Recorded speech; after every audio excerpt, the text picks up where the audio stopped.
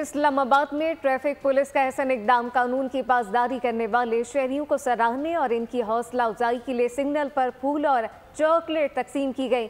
SSP Sarfaraz Virk ने traffic कानून की पासदारी से मुताल्लिक आगाही पैदा करने पर नुमाइंदा बोल न्यूज़ मोहम्मद अली जा को भी फूल पेश किया। आइए आपको दिखाते हैं।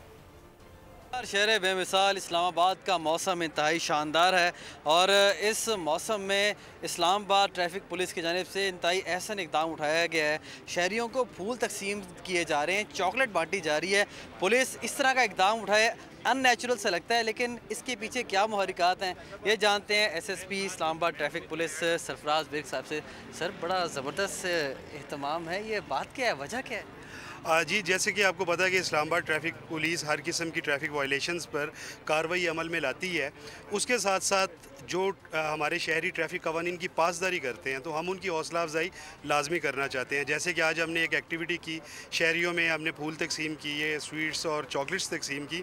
उसका मकसद ये था कि हम उनकी हौसला अफजाई करें और उनसे रिक्वेस्ट करें कि वो भी हमारी आवाज़ बने। जो शहरी ट्रैफिक कवानीन की पासदारी करेंगे उनको हम ज़रूर अप्रीशिएट करेंगे, फूल भी देंगे, कैंडी भी देंगे और मोहम्मद अली जा, बहुत शुक्रिया।